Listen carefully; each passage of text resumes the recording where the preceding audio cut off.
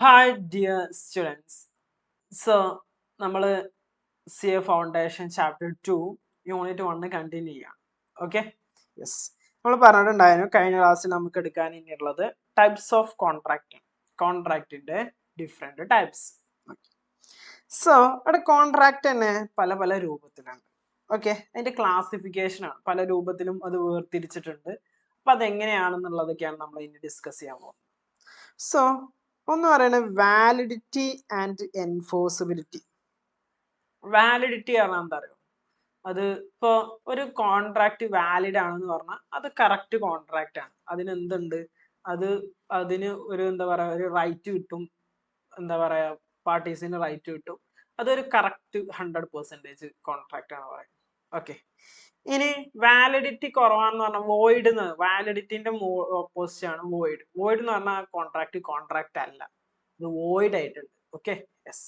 അപ്പൊ വാലിഡിറ്റിന്റെ ബേസിൽ നമ്മൾ പല ക്ലാസിഫിക്കേഷൻ, വാലിഡ് കോൺട്രാക്ട്സ് ഉണ്ട്, വാലിഡ് അതാണ് ശരിക്കും കറക്റ്റ് കോൺട്രാക്ട്സ്. ഓക്കെ, അതായത് അതിനാണ് നമുക്ക് പാർട്ടീസിന് റൈറ്റും കാര്യങ്ങളൊക്കെ കിട്ടുക. പിന്നെ വോയിഡ് കോൺട്രാക്ട് ഉണ്ട്, വോയിഡബിൾ കോൺട്രാക്ട് ഉണ്ട്. ഓക്കെ, എന്താന്ന് നമ്മൾ താഴെ പഠിക്കും. ഇല്ലീഗൽ അഗ്രിമെന്റ്സ് ഉണ്ട്, അൺഎൻഫോഴ്സബിൾ കോൺട്രാക്ട് ഉണ്ട്. ഇനി ഫോർമേഷന്റെ ബേസിസിൽ express contract, implied contract, quasi contract, e contract, 4 contract ഉണ്ട്. പിന്നെ പെർഫോമൻസിന്റെ ബേസിൽ എക്സിക്യൂട്ടഡ് കോൺട്രാക്ട് ഉണ്ട്, എക്സിക്യൂട്ടഡ് കോൺട്രാക്ട് ഉണ്ട്, അതിൽ യൂണിലാറ്ററൽ ഉണ്ട്, ബൈലാറ്ററൽ. സോ ഇത്രയും കോൺട്രാക്ട്സ് എന്ന് പറയുന്നത് എന്താണ്, അതിന്റെ എങ്ങനെയാണ് അത് ഓരോന്നുള്ളത് ഇൻ ഡീറ്റെയിൽ ആയിട്ടാണ് നമ്മൾ ഇനി നോക്കാൻ പോകുന്നത്. ഓക്കെ, നമുക്ക് സ്റ്റാർട്ട് ചെയ്യാം. First on the basis of validity ആണ് നമ്മൾ ഡിസ്കസ് ചെയ്യുന്നത്. വാലിഡിറ്റിന്റെ ബേസ് ഫസ്റ്റ് വാലിഡ് കോൺട്രാക്ട്. എന്താ വാലിഡ് കോൺട്രാക്ട് എന്ന് പറഞ്ഞാൽ അറിയോ? വാലിഡ് കോൺട്രാക്ട് ആണ് an agreement which is binding, enforceable is valid contract. നമ്മൾ നേരത്തെ പറഞ്ഞാൽ തന്നെ an agreement with enforceable by law, അതിനാണ് പറയുന്നത് valid contract. It contain the essential elements of a contract. നമ്മൾ എസെൻഷ്യൽ എലമെന്റ്സ് പഠിച്ചില്ലേ, അതിന്റെ എല്ലാ എസെൻഷ്യൽ എലമെന്റ്സും ആര് ഒബേ ചെയ്യും? വാലിഡ് കോൺട്രാക്ട് ഒബേ ചെയ്യും. ഓക്കെ, ഒരു എക്സാമ്പിൾ കൊടുത്തിട്ടുണ്ട്. A ask B wants to buy a bike 50,000 റുപ്യക്ക്. 50,000 റുപ്യക്ക് അവർ ബൈക്ക് കൊടുക്കാൻ തയ്യാറായി, അതുകൊണ്ട് അതെന്താണ്? വാലിഡ് കോൺട്രാക്ട് ആണ്. ഇനി രണ്ടാമതാണ് void contract. Okay, section 2 clause ജെയിലാണ് എന്ത് ചെയ്യുന്നത്? വോയിഡ് കോൺട്രാക്ടിനെ ഡിസ്കസ് ചെയ്യുന്നത്. സോ എന്താണ് വോയിഡ് കോൺട്രാക്ട് എന്ന് പറഞ്ഞാൽ ശ്രദ്ധിച്ചു കേട്ടോ. എ കോൺട്രാക്ട്, അതൊരു contract which ceases to be enforceable by law. Ceases എന്ന് പറഞ്ഞാൽ നിർത്തിവെച്ചു അല്ലെങ്കിൽ തടഞ്ഞു. ഓക്കെ, എന്ത്? To be enforceable by law. Law കൊണ്ട് എൻഫോഴ്സ് ചെയ്യാൻ പറ്റുന്നത് തടഞ്ഞു. Void becomes law become void. അങ്ങനെ എൻഫോഴ്സ് ചെയ്യുന്നത് എന്തായി? വോയിഡ് ആയിട്ട് മാറി. When it is to be enforceable, എപ്പോഴാണോ അത് എൻഫോഴ്സിബിൾ ചെയ്യാൻ പറ്റാതായത്? thus the void contract one which cannot be enforceable by law. അതൊരു അഗ്രിമെന്റ് ഒക്കെ തന്നെയാണ്, പക്ഷെ അത് എന്താ? എൻഫോഴ്സിബിൾ ബൈ ലോ പ്രകാരം അല്ല. യെസ്, ഒരു എക്സാമ്പിൾ നോക്കുന്നതിലൂടെ നിങ്ങൾക്ക് വോയിഡ് കോൺട്രാക്ട് എന്താണെന്ന് മനസ്സിലാവും. Mister H agrees to write a book with a publisher. H എന്ന് പറയുന്ന ഒരാള് പബ്ലിഷറായിട്ട് ഒരു ബുക്ക് എഴുതാൻ തീരുമാനിച്ചു. Such contract is valid. ആ കോൺട്രാക്ട് വാലിഡ് ആണ്. But after few days H dies. H എന്ത് ചെയ്തു? Dies in an accident. ഒരു ആക്സിഡന്റിൽ എച്ച് മരിച്ചുപോയി. Okay, here the contracts become void. കാരണം അവിടെ കോൺട്രാക്ട് ബിക്കം വോയിഡ് ആയി. പിന്നീട് അയാളോ എന്നെ ബുക്ക് എഴുതാമെന്ന് പറഞ്ഞിട്ട് കാര്യമുണ്ടോ? കോൺട്രാക്ട് അയാൾ മരിച്ചു പോയില്ലടാ, പിന്നെ അത് എഴുതാൻ പറ്റുമോ? പറ്റൂല. സോ ആ കോൺട്രാക്ട് പോയില്ല. പിന്നെ ആ കോൺട്രാക്ട് എന്ത് ചെയ്യും? നടത്താൻ പറ്റൂല. എന്താ? Due to impossibility of the performance of a contract. ആ കോൺട്രാക്ട് ഇനി നടത്തുക എന്ന് പറയുന്നത് ഇമ്പോസിബിൾ ആണ്, അതുകൊണ്ട് അതെന്തായി? വോയിഡ് ആയി. Thus a valid cannot be performed because some uncalled happenings becomes void. അങ്ങനെ നമ്മൾ പ്രതീക്ഷിക്കാത്ത കുറച്ച് കാര്യങ്ങൾ കൊണ്ട് എന്തായി വരാം? വോയിഡ് ആവാം. അപ്പൊ ഈ കോൺട്രാക്ട് അയാൾ മരിച്ചതോട് കൂടെ ആ കോൺട്രാക്ട് എന്തായി? വോയിഡ് ആയി. പിന്നെ ആ കോൺട്രാക്ടിനെ പറ്റി എന്തെങ്കിലും നമ്മൾ ഡിസ്കസ് ചെയ്യാൻ പറ്റില്ല, പിന്നെ അയാൾ മരിച്ചു പോയതുകൊണ്ട് അവിടെ കഴിച്ച അവസാനിച്ചു. വേറൊരു example 19. A contract with B owner of a factory. A B ആയിട്ട് കോൺട്രാക്ട് ആണ്. ബി എന്ന് പറഞ്ഞാൽ ആരാണ്? Owner of the factory. For supply of 10 tons of sugar, 10 tons of sugar, but the supply is affected, fire caught in the factory and everything has destroyed. Here the contracts become void. ആ ഫാക്ടറിന് എന്ത് ചെയ്തു? ഫുള്ളായിട്ടും നശിച്ചു പോയടാ. അങ്ങനെ നശിച്ചു പോയി കഴിഞ്ഞാൽ പിന്നെ അയാൾക്ക് അത് എക്സിക്യൂട്ട് ചെയ്യാൻ പറ്റുമോ? ഇല്ലടാ, അയാളുടെ ഫാക്ടറി തന്നെ നശിച്ചു പോയി. പിന്നെ എങ്ങനെയാണ് ആ കോൺട്രാക്ട് അയാൾക്ക് എക്സിക്യൂട്ട് ചെയ്യാൻ പറ്റുക? പിന്നെ ആ കോൺട്രാക്ട് അപ്പൊ എന്തായി? വോയിഡ് ആയി. ഇതിനൊക്കെയാണെന്ന് പറയുന്നത് കോൺട്രാക്ട് ഈസ് വോയിഡ് ആണെന്ന് പറയുന്നത്. ഓക്കെ, ഇനി അടുത്തൊരു ടൈപ്പ് കോൺട്രാക്ട് ആണ് വോയിഡബിൾ കോൺട്രാക്ട്. നിങ്ങൾ ഡൗട്ട് ആവരുത്, വോയിഡ് കോൺട്രാക്റ്റും വോയിഡബിൾ കോൺട്രാക്റ്റും രണ്ടും രണ്ടാണ്. ഇവിടെ വോയിഡബിൾ കോൺട്രാക്ട് എന്ന് പറയുന്നത് സെക്ഷൻ 2 ക്ലോസ് ഐയില പറയുന്നത്. എന്താ പറയുന്നത് അറിയാം? Voidable contract, an agreement which is enforceable by law at the option of the one or more parties thereto, but not at the option of the other or others, is voidable contract. ഒരാൾക്ക് an agreement, ഒരു agreement which is enforceable by law, അത് നമുക്ക് law പ്രകാരം enforce ചെയ്യിക്കാൻ കഴിയും. ഒരു പാർട്ടിക്ക് അത് എൻഫോഴ്സ് ചെയ്യാൻ പറ്റുള്ളൂ. ബൈ ദ ഓപ്ഷൻ, അവിടെ ഒരു പാർട്ടിക്ക് ഓപ്ഷൻ ഉള്ളൂ. Option of the one or more parties, ഒരു സൈഡിലുള്ള പാർട്ടീസ്, ഒന്നിലധികമോ പാർട്ടീസിന് അവിടെ അങ്ങനെ ഒരു ഓപ്ഷൻ ഉണ്ടാവും. ബട്ട് നോട്ട്, അങ്ങനത്തെ ഒരു ഓപ്ഷൻ ഇല്ല. Not the option of the other or others voidable contract. ഇതൊരു എക്സാമ്പിളിലൂടെ നിങ്ങൾക്ക് മനസ്സിലാവും. The following situations are void contract, voidable contract. അടുത്തൊരു എക്സാമ്പിൾ 20 നോക്കിക്കോ. X promised to sell his scooter Y for 1 lakh.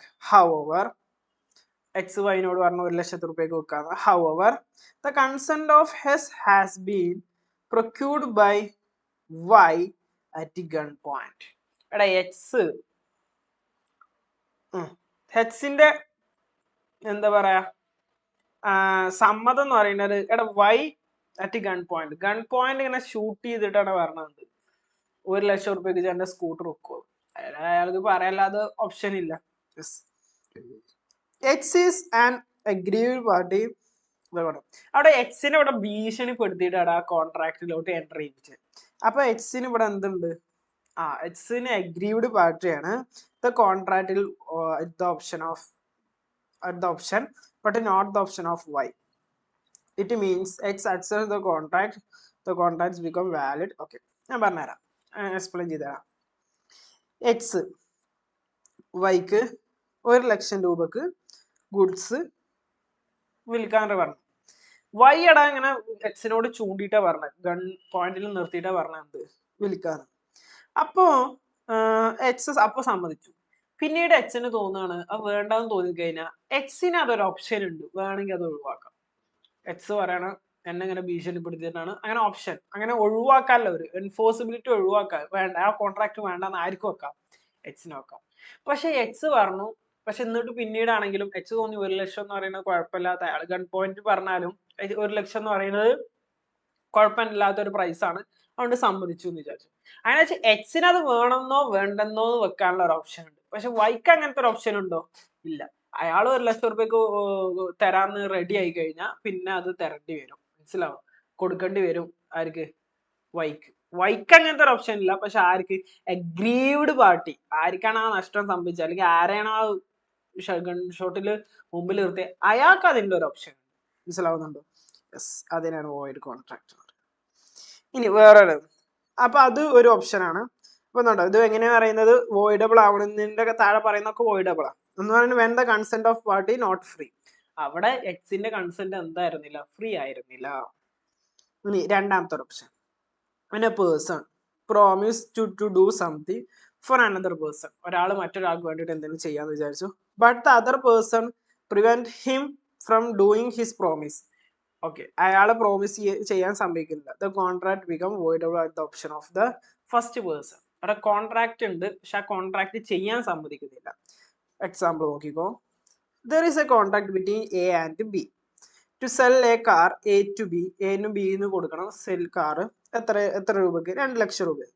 On the due date the performance A ask B he എന്ത് ചെയ്തു? ബിനോട് ask car കൊണ്ടടാന്ന്. That he does not want to sell his car. പക്ഷെ അയാള് എന്തല്ല car വിൽക്കാൻ തയ്യാറാവുന്നില്ല. Here the contract at the option of B.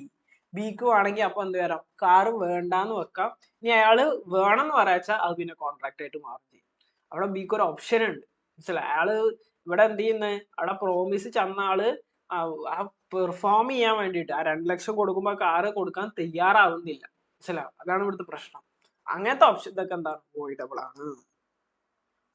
ഇനി മൂന്നാമത്, when a party to contract promise to perform a work within a specified time. ഒരു സമയം പറഞ്ഞിട്ടുണ്ടായിരുന്നു, ആ സമയത്തിൽ പെർഫോം ചെയ്യണം.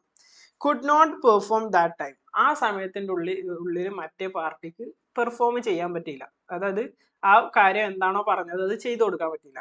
അങ്ങനെയാണെങ്കിൽ the contract is void at the option of the promisee. എന്താ പറയാ, അയാൾക്ക് ആ പറഞ്ഞ ആളുണ്ടല്ലോ ഇത്ര സമയത്തിനുള്ളിൽ ചെയ്തു തരണം, അയാൾക്ക് വേണമെങ്കിൽ അതെന്ത് ചെയ്യാം? വോയിഡ് ചെയ്യാം. വോയിഡബിൾ ആണ്. ഓക്കെ, വേണമെങ്കിൽ വോയിഡ് ചെയ്യാം, അല്ലെങ്കിൽ വോയിഡ് ചെയ്യാതിരിക്കും ചെയ്യാം. എക്സാമ്പിൾ നോക്കിക്കോ. A agrees to construct a house for B. ബിക്ക് വേണ്ടിയിട്ട് അപ് ടു 31 മാർച്ച് 2022. 31 മാർച്ചിന് ഞാനൊരു ഹൗസ് ഉണ്ടാക്കി തരാമെന്ന് പറഞ്ഞു. But A could not complete house on that date. ആ ഡേറ്റിന് പക്ഷെ എ കംപ്ലീറ്റ് ചെയ്തില്ല. അങ്ങനെയാണെങ്കിൽ here contract is voidable at the option of B. വേണമെങ്കിൽ ബിക്ക് എന്ത് ചെയ്യാം? ആ കോൺട്രാക്ട് വേണ്ടാന്ന് വെക്കാം. ഇനി വേണമെന്നുണ്ടെങ്കിൽ അതുമായിട്ട് കണ്ടിന്യൂ ചെയ്യാം. Okay, yes. അപ്പൊ അതാണ് വോയിഡ് കോൺട്രാക്റ്റും വോയിഡബിൾ കോൺട്രാക്ട്. അടുത്ത് നമുക്ക് പഠിക്കാനുള്ളത്. അപ്പൊ അതിൽ തന്നെ നമ്മൾ ഒരു ക്ലാരിഫിക്കേഷൻ ഉണ്ട്. ഞാൻ പറഞ്ഞു വോയിഡ് കോൺട്രാക്റ്റും വോയിഡബിൾ കോൺട്രാക്റ്റും നമ്മൾ കൃത്യമായിട്ട് മനസ്സിലാക്കണം. അതിന് വേണ്ടിയിട്ട് അവര് ഒരു ഇത് തന്നിട്ടുണ്ട്, ഡിഫറൻഷിയേഷൻ. രണ്ട് തമ്മിലുള്ള ഡിസ്റ്റിങ്ക്റ്റ് ബിറ്റ്വീൻ വോയിഡ് കോൺട്രാക്റ്റും വോയിഡബിൾ കോൺട്രാക്റ്റും തമ്മിലുള്ള ഡിഫറൻസ് എന്താണ്, അല്ലെങ്കിൽ അത് തമ്മിലുള്ള വ്യത്യസ്തത എന്താണ് അത് തമ്മിലുള്ള ഒരു ക്ലാരിറ്റി കിട്ടാൻ. First meaning. എന്താ meaning? Void contract, a contract ceases to be, അതിന്റെ ഡെഫിനിഷൻ ആണ്. cease to be enforceable by law becomes void when it is ceased to be enforceable. അതാണ് ഡെഫിനിഷൻ ഓഫ് വോയിഡ് കോൺട്രാക്ട്. എന്താ voidable കോൺട്രാക്ടിന്റെ definition? an agreement which is enforceable by law at the option of one or more part of the parties thereto but not at the option of other or others is voidable contract. അണ്ട first ഉണ്ട്. അപ്പൊ meaning എന്ന് പറഞ്ഞിട്ട് രണ്ടിന്റെയും definitions ആണ് difference ആയിട്ട് എഴുതിയത്. ഇനി enforceability. Void contract cannot B enforceable. Enforce ചെയ്യാൻ പറ്റൂല, കാരണം വോയിഡ് ആണ്. അവിടെ ഓപ്ഷൻ ഒന്നുമില്ല കേട്ടോ. ഒരാൾ മരിച്ചുപോയി, ഇപ്പൊ നമ്മള് വോയിഡ് കോൺട്രാക്റ്റിൽ നമ്മൾ ഡിസ്കസ് ചെയ്താണ് ഒരാൾ മരിച്ചു പോകുന്ന സിറ്റുവേഷൻ, അത് വോയിഡാ. അത് മരിച്ചുപോയാൽ പിന്നെ അത് പെർഫോം ചെയ്യാനുള്ള എന്തെങ്കിലും സാധ്യത ഉണ്ടോ? ഇല്ല. പിന്നെ ഇറ്റ് എൻഫോഴ്സിബിൾ എന്ന് പറയുന്നത് only at the option of the aggrieved party and not the option of the other party. ഇവിടെ രണ്ടാമത്തെ ഇതില് അഗ്രീവ്ഡ് പാർട്ടി, അഗ്രീഡ് പറഞ്ഞാൽ ആരെയാണോ ഇപ്പൊ ഭീഷണിപ്പെടുത്തിയിട്ട് ആരെയാണോ എന്ത് ചെയ്തത്, ആ കോൺട്രാക്റ്റിലൂടെ നിർബന്ധപൂർവം എത്തിച്ചത്, അയാൾക്ക് വേണമെങ്കിൽ നമ്മൾ കുറച്ച് കാര്യങ്ങൾ ഡിസ്കസ് ചെയ്തു. അതിൽ അഗ്രീവ്ഡ് പാർട്ടിക്ക് ആർക്കാണ് ആ നഷ്ടം പറഞ്ഞ കാര്യങ്ങൾ ഇപ്പൊ നേരത്തെ പറഞ്ഞ സ്പെസിഫൈഡ് ടൈമിൽ ചെയ്തിട്ടില്ല എന്നുണ്ടെങ്കിൽ വേണമെങ്കിൽ അയാൾക്ക് വോയിഡബിൾ ആക്കാം. അപ്പൊ അയാൾക്ക് വേണമെങ്കിൽ തീരുമാനിക്കാം എന്തോ വോയിഡ് ആക്കണോ, വോയിഡബിൾ ആണ്, വേണമെങ്കിൽ വോയിഡ് ആക്കാം, അല്ലെങ്കിൽ എന്ത് ചെയ്യാം, അത് ആയിട്ട് മുന്നോട്ടും പോവുകയും ചെയ്യാം. കോസ് എന്താണ് ഇതിന്റെ കാരണത്തിന്റെ ബേസിലുള്ള differentiation. A contract become void ആവും due to change in law. ഒന്നാമത്തത് ലോ മാറുന്നത് കൊണ്ടാണ് ഒരു കോൺട്രാക്ട് എന്താവുന്നത്, വോയിഡ് ആവുന്നത്. അല്ലെങ്കിലോ change in circumstance beyond the contemplation of the parties. Circumstance, situation change ചെയ്യുക. ഇപ്പൊ ഞാൻ പറഞ്ഞില്ല നേരത്തെ ഒരാള് ഇപ്പൊ കോൺട്രാക്റ്റുമായിട്ടുള്ള അയാൾ മരിച്ചുപോയി, പിന്നെ അത് വോയിഡാ. അപ്പൊ ആ സിറ്റുവേഷൻ ചേഞ്ച് ചെയ്യുക, അയാൾ ഉള്ളത് മരിച്ചുപോയി, സിറ്റുവേഷൻ സർക്കംസ്റ്റാൻസ് സിറ്റുവേഷൻ, ആ ഒരു സാഹചര്യം മാറിപ്പോയി. ഇനി എ കോൺട്രാക്ട് ബിക്കം വോയിഡബിൾ. എപ്പോഴാണ് ഇനി വോയിഡബിൾ ആവുക? Contract if the consent of the party not free. Consent free അല്ല, അയാളുടെ സമ്മതം ഫ്രീ അല്ല എന്നുണ്ടെങ്കിലാണ് വോയിഡബിൾ ആക്കുക. ഗൺ ഷോട്ടിൽ ഇതാക്കുന്നതൊക്കെ വോയിഡബിൾ ആണ്, നോട്ട് ദ വോയിഡ്. അപ്പൊ ഡിഫറൻസ് ചെയ്ത് കറക്റ്റ് ആയിട്ട് മനസ്സിലാക്കാം. അപ്പൊ അതാണ് അതിന്റെ കാരണങ്ങൾ. Performance. Voidable contract cannot be performed. Voidable contract ചെയ്യാൻ പറ്റില്ല, പെർഫോം ചെയ്യാനേ പറ്റില്ല. കാരണം ഡെത്തിന്റെ കേസ് ആലോചിച്ചാൽ മതി. If the agreed party does not with reasonable time exercise his right to avoid the contract. ഇനി രണ്ടാമത്തെ കേസസിൽ വോയിഡബിള് അഗ്രീഡ് പാർട്ടി ആർക്കാണ് അത് ഉണ്ടായത്, അയാൾ എന്ത് ചെയ്യുന്നില്ല, അയാൾ പറയാണ് ഞാനിത് കണ്ടിന്യൂ ചെയ്യാനാണ് ഉദ്ദേശിക്കുന്നതെന്നുണ്ടെങ്കിൽ, അല്ലെങ്കിൽ റീസണബിൾ ടൈം, റീസണബിൾ എന്ന് പറഞ്ഞാൽ മതിയായ ഒരു സമയത്തിന്റെ ഉള്ളിൽ അയാൾക്ക് അങ്ങനെ റൈറ്റ് ഉണ്ടല്ലോ അവിടെ, വേണമെങ്കിൽ വേണ്ടാന്ന് വെക്കാം. അപ്പൊ അയാളത് വേണ്ടാന്ന് വെച്ചിട്ടില്ല എന്നുണ്ടെങ്കിൽ അതുമായിട്ട് വേണമെങ്കിൽ അയാൾക്ക് മുന്നോട്ട് പോവാം. അല്ലെങ്കിലോ any party can sue the other for claiming the performance of the contract. അല്ലെങ്കിൽ അത് ഒന്നല്ലെങ്കിൽ അയാൾക്ക് രണ്ട് ഓപ്ഷൻ ഉണ്ട്. ഒന്നല്ലെങ്കിൽ അയാൾക്ക് എന്ത് ചെയ്യാം, എക്സസൈസ് ചെയ്യാം, എന്ത് റീസണബിൾ ടൈമിന്റെ ഉള്ളിൽ, റീസണബിൾ പറഞ്ഞാൽ മതിയായ സമയം കേട്ടോ, മതിയായ സമയത്തിന്റെ ഉള്ളിൽ വേണമെങ്കിൽ എക്സസൈസ് ചെയ്യാം, ഞാൻ ഈ കോൺട്രാക്ട് ആയിട്ട് മുന്നോട്ട് പോകുന്നില്ല. അല്ലെങ്കിൽ അത് പെർഫോമൻസ്, മറ്റാൾ പെർഫോം ചെയ്യാൻ വേണ്ടിയിട്ട്, അത് പെർഫോമൻസ് പറഞ്ഞാൽ പിന്നെ കോൺട്രാക്ട് ആയിട്ട് മുന്നോട്ട് പോവാം, അങ്ങനെയും ചെയ്യാം. അതാണ് പെർഫോമൻസ് വേർഡ്. അപ്പൊ ഒന്നിൽ പെർഫോമേ ചെയ്യാൻ പറ്റില്ല, മറ്റിൽ വേണമെങ്കിൽ അഗ്രീഡ് പാർട്ടിയുടെ ഡിസിഷൻ അനുസരിച്ചിരിക്കും. മനസ്സിലാവുണ്ടോ? യെസ്. അഞ്ചാമത്തെ പോയിന്റ് ആണ് rights. A void contract does not grant any legal remedy to any party. അവിടെ ഒരു റെമഡി ഇല്ല, ഒരു പരിഹാരമില്ല, കാരണം മരിച്ചുപോയി പിന്നെ വോയിഡബിൾ ആയി, പിന്നെ അതിനെ കുറിച്ച് സംസാരമില്ല. പക്ഷേ voidable, the party whose consent was not free has right to rescind the contract with a reasonable time. അയാൾക്ക് വേണമെങ്കിൽ റെസിൻഡ് ചെയ്യാം, റെസിൻഡ് ചെയ്യാൻ വേണ്ടാന്ന് വെക്കാം. ഓക്കെ, റീസണബിൾ ടൈം എന്ന് പറയുന്നത് എന്താ, ഇപ്പൊ ഇന്നിപ്പോ കോൺട്രാക്ടിന് ഒരു 10 കൊല്ലം കഴിഞ്ഞിട്ട് പറഞ്ഞിട്ട് കാര്യമില്ല, അത് ഇപ്പൊ പറയണം. ഓക്കെ, അല്ലെങ്കിൽ റീസണബിൾ ടൈം, നമ്മളൊരു മതിയായ സമയത്തോട് കൂടെ അത് പറയണം. If so rescind it become void, അത് റെസിൻഡ് ചെയ്താൽ എന്തായിട്ട് മാറും, വോയിഡ് ആയിട്ട് മാറും. If not rescind it become valid contract. ഇനി റെസിൻഡ് ചെയ്തിട്ടില്ല, തടഞ്ഞിട്ടില്ല എന്നുണ്ടെങ്കിൽ, അയാൾ കണ്ടിന്യൂ ചെയ്യാൻ തയ്യാറായി എന്നുണ്ടെങ്കിൽ അതെന്തായിട്ട് മാറും, വാലിഡ് കോൺട്രാക്ട്. Okay, yes. അതാണ് അപ്പോൾ വോയിഡ് കോൺട്രാക്റ്റും വോയിഡബിൾ കോൺട്രാക്റ്റും തമ്മിലുള്ള ഡിഫറൻസ്. അടുത്തതാണ് illegal contract. What is illegal contract? It is a contract which is law forbids to be made. നിയമം പറഞ്ഞിട്ടുണ്ട് എന്ത്, അങ്ങനത്തെ കോൺട്രാക്ട് ഉണ്ടാക്കുന്നത് തന്നെ എന്താണ്, തെറ്റാണ്. The court will not enforce the contract but also connected contracts. Illegal agreements are void. ഇങ്ങനെ illegal ആയിട്ട് ഉണ്ടാക്കുന്ന എല്ലാ അഗ്രിമെന്റ്സും കോൺട്രാക്ട്സും വോയിഡ് ആണ്. ഓക്കെ, നോക്കി ഒരു എക്സാമ്പിൾ നോക്കിയാൽ മനസ്സിലാവും. Contract to immoral or opposed to public policy are illegal in nature. Similar, if R agrees to S to purchase brown sugar. ഇവിടെ എയും ആറും എസും എന്ത് ചെയ്യാണ്, അഗ്രി ചെയ്യാണ് എന്തിന്, ബ്രൗൺ ഷുഗർ വേണം പറ്റും. It is A illegal agreement. കണ്ടോ, ബ്രൗൺ ഷുഗർ കച്ചവടം നടത്തുന്നത് തന്നെ ഇല്ലീഗൽ ആണ്. അപ്പോൾ അത് ഒരു ഇല്ലീഗൽ അഗ്രിമെന്റ് ആണ്, അല്ലെങ്കിൽ അത് ഇല്ലീഗൽ കോൺട്രാക്ട് ആണ്. അതെന്ന് പറയുന്നത് ഒപ്പോസിറ്റ് ഇമ്മോറൽ അല്ലെ, അതൊരു നമ്മുടെ ധാർമ്മികതയ്ക്ക് എതിരല്ലടാ, അത് നമ്മുടെ ഒരു നല്ല ഇതിനല്ല. ഒപ്പോസിറ്റ് പബ്ലിക്കിന് അതൊരു മോശമായിട്ടുള്ള കാര്യമല്ലടാ ഇത്. അതുകൊണ്ട് അങ്ങനത്തെ കാര്യങ്ങളൊക്കെ ചെയ്യാന്ന് പറയുന്നത് ഇല്ലീഗൽ കോൺട്രാക്ടിന്റെ അണ്ടറിൽ വരും.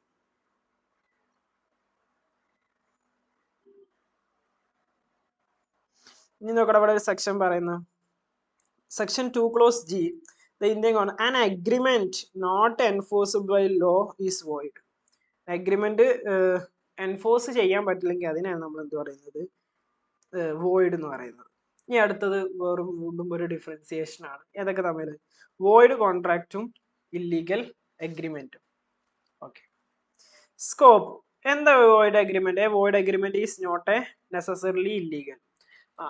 നമ്മുടെ പറഞ്ഞു വോയിഡ്, നമ്മൾ പറഞ്ഞു ഇപ്പൊ ഒരാളുടെ ഡെത്തോട് കൂടെ ഉണ്ടാവുന്നത് അല്ലെ, ഒരാളുടെ പെർഫോമൻസ് ഇമ്പോസിബിൾ ആവാണെന്നുണ്ടെങ്കിൽ അത് വോയിഡ് ആണ്. പക്ഷെ എല്ലാ വോയിഡ് അഗ്രിമെന്റും ഇല്ലീഗൽ ആവണമെന്നുണ്ടോ? ഇല്ല. പക്ഷെ an illegal agreement is always void. Illegal agreement ഒക്കെ വോയിഡാണ്. ഓക്കെ, ഇപ്പൊ പറഞ്ഞല്ലേ ബ്രൗൺ ഷുഗറിന്റെ കച്ചവടം നടത്താന്ന് പറയുന്നത് അതെന്താണ്, ഇല്ലീഗൽ ആണ്. ഇല്ലീഗൽ ആണെങ്കിൽ വോയിഡാ. വോയിഡ് എന്ന് പറഞ്ഞാൽ പിന്നെ അതിന് ഒരു റൈറ്റും ഇല്ല, ഒരു ഇതും ഇല്ല, അത് ഡിലീറ്റഡ് എന്നൊക്കെ പറയില്ലേ, അതേപോലെയാണ്. നേച്ചർ എന്താ, not forbidden by under law. നിയമപരമായിട്ട് വോയിഡ് കോൺട്രാക്ട് നിയമപരമായിട്ട് നിരോധിച്ചിട്ടുണ്ടോ? ഇല്ല. പക്ഷെ are forbid by under law. പക്ഷെ ഇല്ലീഗൽ അഗ്രിമെന്റ് നടത്താന്ന് പറയുന്നത് തന്നെ എന്താണ്, ഒരു കുറ്റാണ്. മനസ്സിലാവുന്നുണ്ടോ? പക്ഷെ വോയിഡ് അഗ്രിമെന്റ് ഉണ്ടാവുക എന്ന് പറയുന്ന ഒരു കുറ്റമൊന്നല്ല. പക്ഷെ ഇല്ലീഗൽ അഗ്രിമെന്റ് വോയിഡ് ആണ്, അത് സിറ്റുവേഷൻ അനുസരിച്ചിരിക്കും. പണിഷ്മെന്റ്.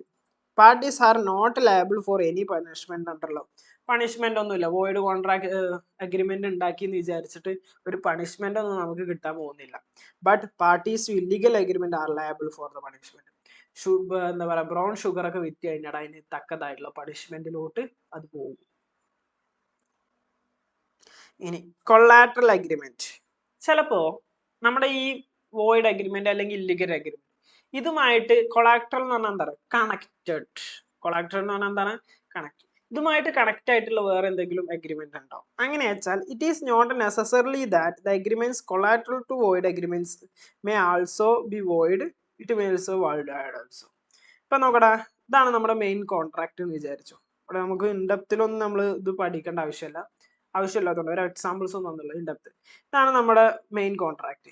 ഈ കോൺട്രാക്ട് ആയിട്ട് കണക്ട് ചെയ്തിട്ട് ചിലപ്പോൾ ഇതുമായിട്ട് എന്തെങ്കിലും ഇതായിട്ട്, ചിലപ്പോൾ ഇതുമായിട്ട് വേറൊരു കോൺട്രാക്ട് ഉണ്ടാവും. അപ്പൊ ഇത് വോയിഡ് ആയി എന്ന് വിചാരിക്കും.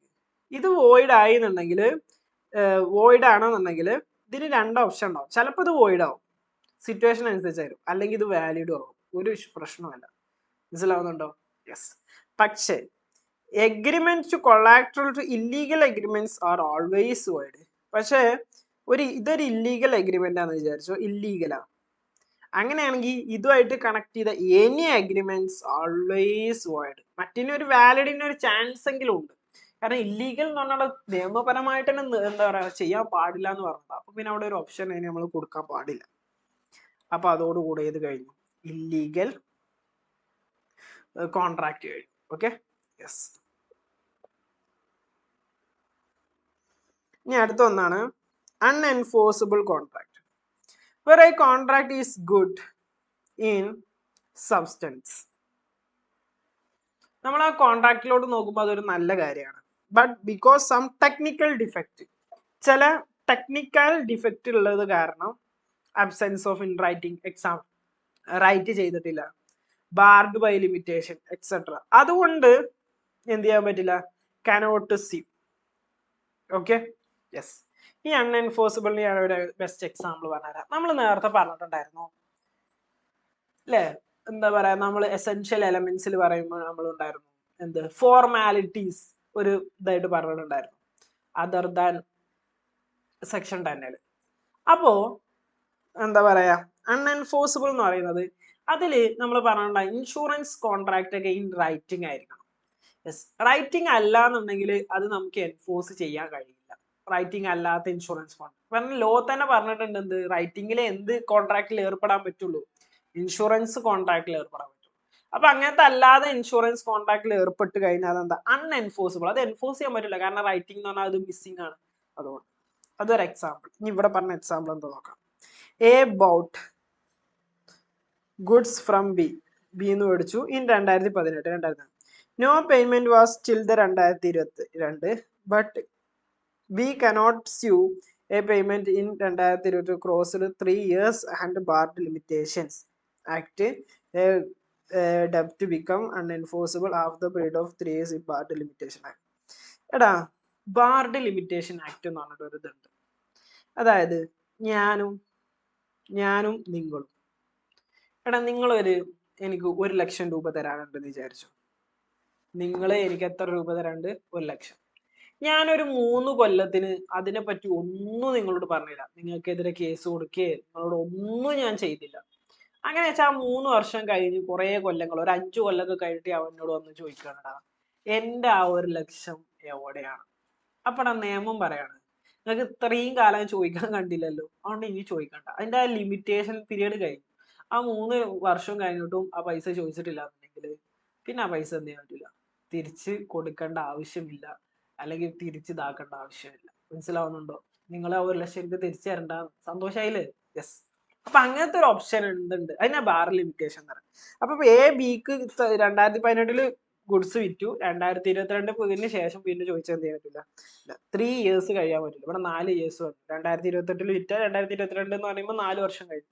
പിന്നെ അങ്ങനെ അപ്പൊ അങ്ങനെ 3 വർഷം കഴിഞ്ഞാൽ പിന്നെ എന്താ, അൺഎൻഫോഴ്സ്. പിന്നെ എൻഫോഴ്സ് ചെയ്യാൻ പറ്റൂല. അപ്പൊ അതും കഴിഞ്ഞു. ഇപ്പൊ ആ ഒരു ലിമിറ്റേഷൻസ് കഴിഞ്ഞു. ഇപ്പൊ ആ ഫസ്റ്റ് കോളത്തിൽ നമ്മൾ ഫസ്റ്റ് കണ്ട ഒരു സൈഡത്തെ ഫുള്ള് കഴിഞ്ഞു. ഇനി അടുത്തതാണ് on the basis of performance of a contract. കോൺട്രാക്റ്റിന്റെ പെർഫോമൻസിന്റെ ബേസിസിൽ ഒരുപാട് കോൺട്രാക്ട് ഉണ്ട്. ഫസ്റ്റ് വൺ ആണ് എക്സ്പ്രസ് കോൺട്രാക്ട്. എന്താ എക്സ്പ്രസ് കോൺട്രാക്ട് നമ്മൾ നോക്കുന്നു. A contract become express contract if the terms are expressed by words or in writing. Okay, express ചെയ്യാം.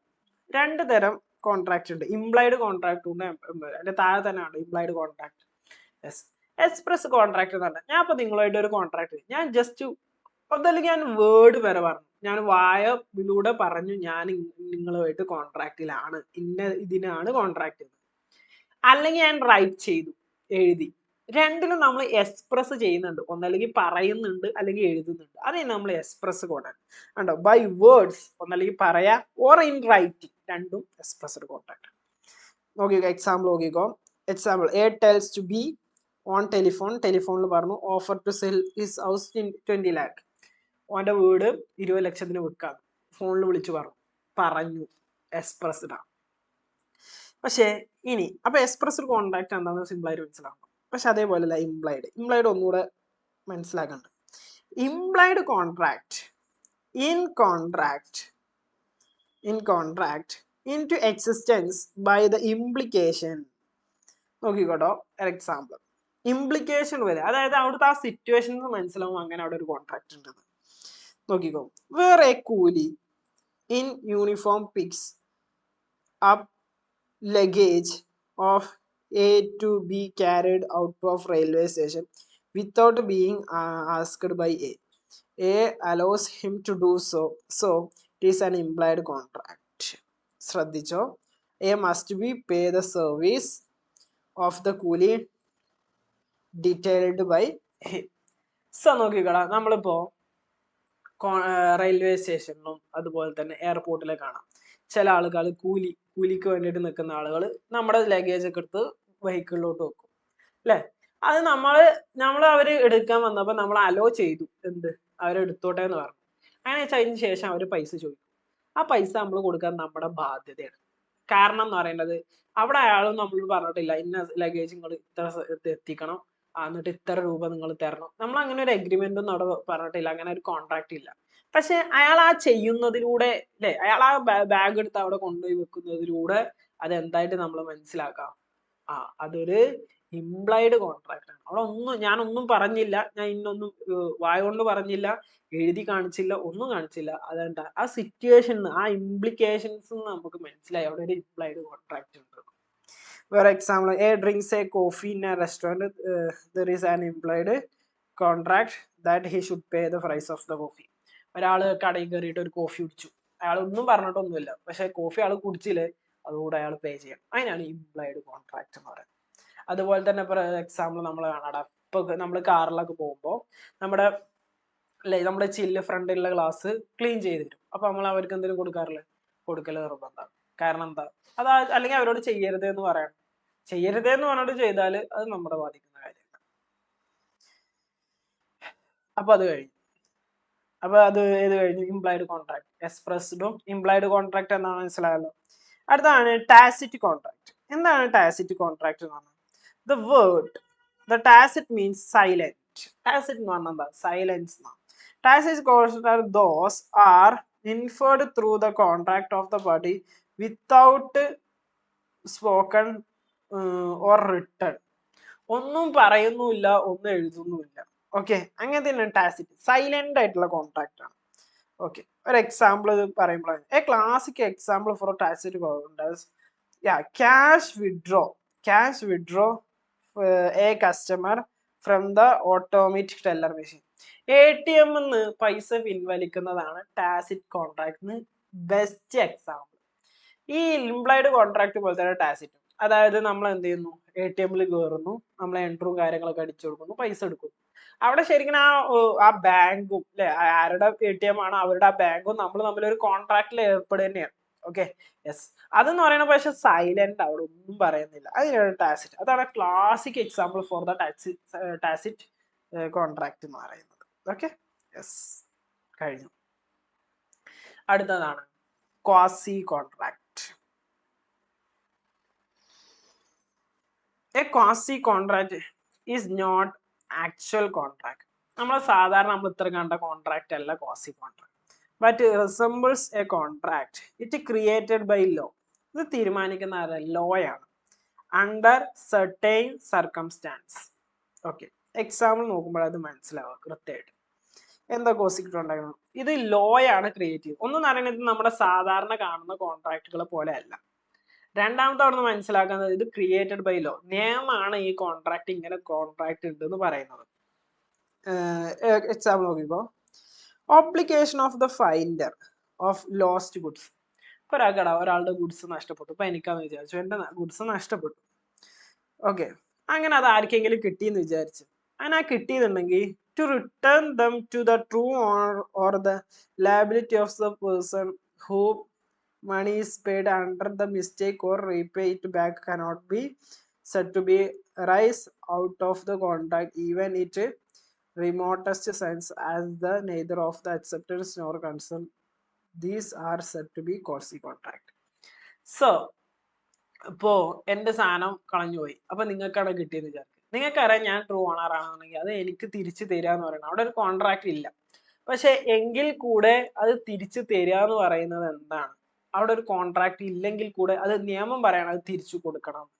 അപ്പൊ ആ തിരിച്ചു കൊടുക്കണം എന്ന് പറയുന്നത് എന്താ? ഇല്ലാത്തൊരു കോൺട്രാക്ട് നിയമം ഉണ്ടാക്കി തരികയാണ്, നിങ്ങൾ അത് ചെയ്യെന്ന് പറഞ്ഞാൽ അത് നമ്മൾ ക്വാസി കോൺട്രാക്ട് എന്ന് പറയുന്നത്. Okay, yes. ഇനി